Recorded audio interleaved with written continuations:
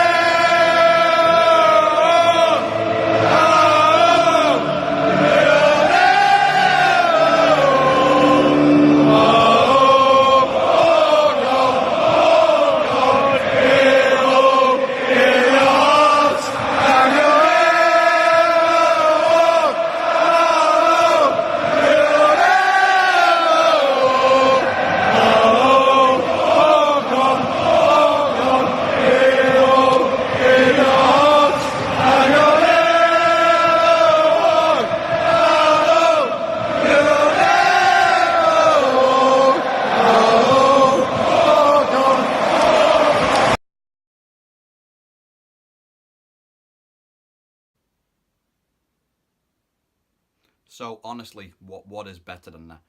So again, the 5 is important. Bayern Munich have won 5 European Cups. Liverpool have won 5 European Cups also. People have talked about this squad being an aging squad. Now obviously Liverpool have put a lot of money and time into building a young squad that should go on, hopefully, fingers crossed, to dominate world football for the next 10 years.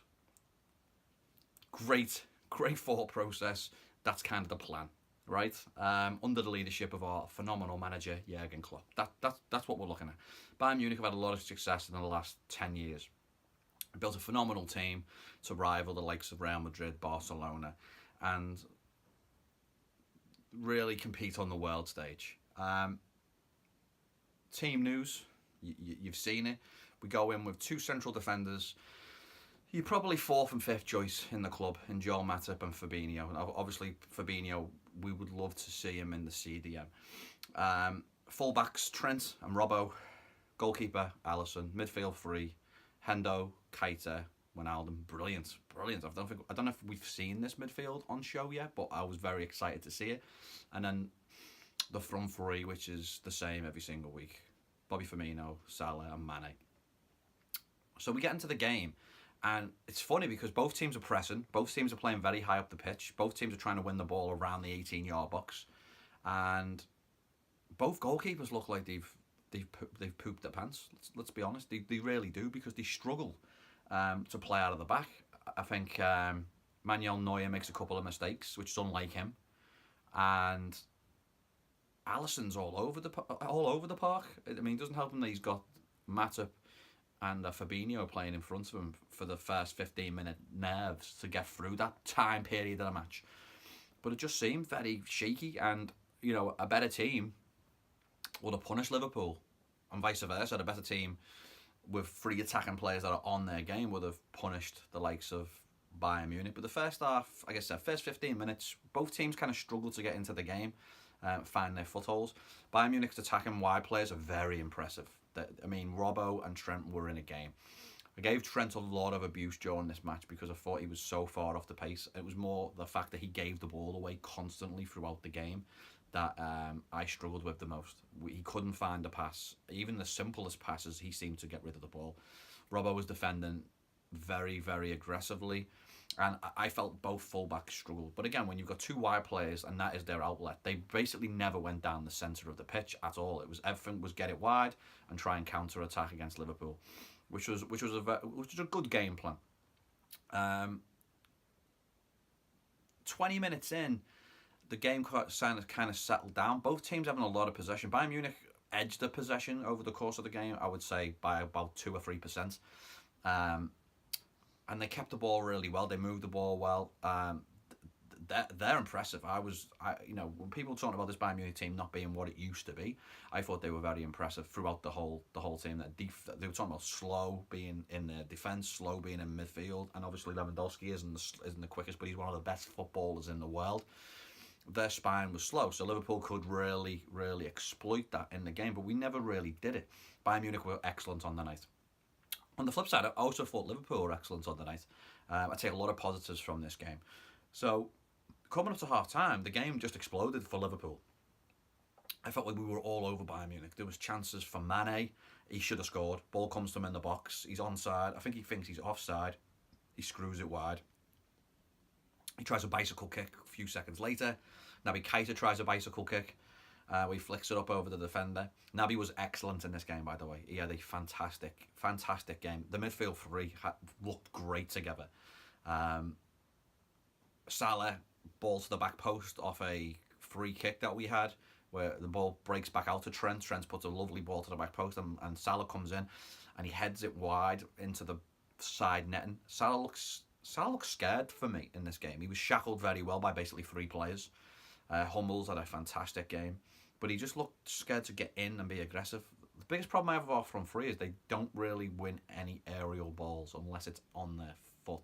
Speaking of that, we play a beautiful ball over the top that Salah gets on the end of. I think it was Henderson. Henderson plays a fantastic pass. Salah runs through. A better contact would have resulted in a goal for Liverpool, attacking the Annie Road end. We should have been 2-0 up at half-time. There's no if, buts, wheres about it. We should have been. We could have scored 4 if all the chances that we created, we'd have scored. Half-time, like I said, I didn't want it to come. It came at the wrong time. Liverpool were all over Bayern Munich at this point. There was only a matter of time that we were going to get this goal, I thought. And then half-time come. And I don't know what happened in the changing room, but it was like both managers kind of shook hands and said, "Are you all right with 0-0? And Klopp's gone, "Yeah, I'm all right with 0-0. Like, let's just have a little bit of 0-0 then. The second half, nothing happened. There was nothing. There's nothing to talk about. Neither keeper make a save during 90 minutes. Like I said, there was scares here and there just for the way the goalkeepers were playing. but there was no saves made. There was very few shots actually on target. Liverpool's final ball let us down constantly in this game. We just struggled to find that pass. For me, it was a perfect match to get ready for the scum at the weekend, Manchester United. It looked like a practice match. It really did for me. It just looked like it was like, we're going to go through this, and this is what we're trying to work on to iron it all out for the weekend when we play United at Old Trafford. Because we got in positions to score goals. It just, that last pass or that last bit of control that we needed, it just failed us. That's kind of the game in a nutshell. We didn't create too much. We probably were fearful that we didn't have Virgil van Dijk in the team, but both centre halves did a phenomenal job. Other than Matip trying to ping one into his own goal with Alisson, you can say he makes a save or he just hits him, but whatever. He's in the right position at the right time, where a ball comes in from Bayern Munich, and he's basically volleyed it. You think it's their player when you're watching the game live, but it was actually Matip on the volley. I don't know what he's trying to do, clear it into the cop maybe, I don't know. But Alisson hits him. It looks like a great save. It means point blank range. But yeah, Matip and Fabinho, I thought, bossed it. They played fantastic. Again, like I said, they didn't ever really go down the centre. It was all wide from Bayern Munich. So, like I said, Trent and Robbo had to be on their game. Our substitutions were strange. We bring on a Milner, which is always fantastic because he's awesome. He can play anywhere. And we bring on Ungog. I call him Ungog. If you watch the videos, you know why I call him Ungog. And we bring him on, Mr. Origi. We bring on Origi. I think he deserves his name after the goal he scored against the Blue Shite, right, in the derby. So let's just say he's Origi. All right, so we bring on Origi, which is strange because I would like to have seen Daniel Sturridge come on for the last 15. He's got that moment of magic in him. Origi just flatters to deceive for me. You know, he's tall, he's quite quick. He just, I don't know, he's not for me. And I think we'll move him on at the end of the year, and hopefully we'll get the that Tony Warmer, I think I pronounced it right, from Red Bull Leipzig, which is becoming our feeder team, I guess. But we're in the driving seat for me. I mean, we need one goal in Munich and we go through. So if we score, and I think we will score over there in 3 weeks' time in the second leg of the Champions League, I think if you'd ask me, would you take 0-0 at Anfield in the first leg? I would, definitely. I mean, like I said, I wasn't expecting Bayern Munich to be as good as they were, and I thought they were excellent. I also thought that Liverpool were excellent as well, without the end product being there. Our midfield three, our whole central game plan was really successful, I thought. I thought the two centre-halves played great. Fabinho definitely gives us something a little bit special. I've got no qualms playing him alongside Virgil van Dijk as our first choice two. Obviously Joe Gomez, we might not see him again this season, but he does a great job. And Henderson, people don't like him. He's not everyone's cup of tea. I think he's fantastic. I think he's a leader. I love Jordan Henderson. I think he's brilliant. I mean, it helps he wears number 14. But Henderson was brilliant in the middle of the park. Attacked the ball, broke down Bayern Munich's play, distributed the ball beautifully, does all the dirty work. I thought he was unlucky to pick up a yellow card. I thought Bayern Munich had made the same foul twice in the first 15 minutes on Wijnaldum and got nothing. And as soon as Jordan Henderson did it, it was a yellow card. I mean, the referee just threw it straight out of his pocket. Guy from Bayern Munich hadn't even hit the floor. And he gets the yellow card. So he was very unlucky there. But like I said, Milner comes on. First thing Milner does is smashes one of their players. He's boss, isn't he? Absolutely brilliant. But our bench, again, in a game like this, when you were looking for a moment of magic, I don't think there's a moment of magic there. There's a Milner that can come on and be creative and be dogged and fight for everything and really build up an atmosphere again if the game has gone flat.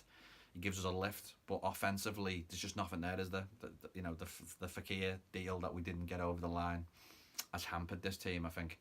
With Shaq coming back from a thigh injury, he's not really around the squad. He was on the bench last night. He didn't feature. So we just missed that wow factor off the bench. I mean, Lallana's days are numbered, in my opinion. So we'll see. So, I'm hopeful going into this game. But we did enough last night to win the game. I think we'll do enough to knock Bayern Munich out. But, again, really focused on the league. So, midfield three. Wijnaldum played great. Naby Keita played excellent. I think Naby's going to be the key going into the latter parts of the season. I feel like he's going to be hitting form, hopefully against Man United this weekend. But he's going to give us something special. It's like he's basically like a January signing, bringing in Naby Keita now. He looks like he's ready to play in this Liverpool side, and I think Klopp is trusting him now, and he's putting him in. Hendo's brilliant. Hendo was my man of the match. Naby, brilliant. Wijnaldum, brilliant. Joel Matip was excellent other than trying to score own goals. Fabinho was excellent. I thought both fullbacks struggled. I thought our front three struggled. I thought Mane did enough to score a couple of goals in the first half. I think he's our best attacking player, Mane, at the moment. The Bobby Firmino song, it's funny because while we sing the "Si Senor, get the ball to Bobby and he'll score," well, he hasn't scored since we've been singing it. You know what I mean? I think I first heard it at Arsenal, just about. I think it came into play then. But yeah, we need to stop singing that song. As much as I like it now, we need to stop singing it just because Bobby seems to be on a goal drought. Let's sing it after he scored. Let's let him score and then sing the Si Senor song. That'd be a great idea. All right, a little bit of a taste of the end of the game. Again, my favourite song is "We Conquered All of Europe." So there's that again from Adam Cattell and Super Kevin Dixon. Thanks so much for the videos, guys. Appreciate it. It's awesome. Please take the time to subscribe to the channel. Please like us on Facebook and throw a like on the video if you think Liverpool will beat Bayern Munich in the second leg of the game. So throw a like, subscribe, never miss a video, turn on notifications, and you'll always get the video as soon as it's uploaded. Alright, this has been Duts. This has been Koffer. On a night when Liverpool tried to change this from a 5 to a 6, and we get a 0-0 draw against the might of Bayern Munich. Like I said, this has been Duts. This has been Koffer. Take care. Wherever you are around the world, let us know. Put a comment in on the video. Let me know where you are. Where are you watching this from right now? Are you in America? It's snowing here in New Jersey. Snowing. We're getting loads of snow today. Are you in America? Are you in England? Are you in Trinidad and Tobago? Are you in Australia? Where are you? Where are you watching this video? So let me know in the comments below. Again, you never walk alone, everybody. You'll never walk alone. Ta-da for now. Ta-da.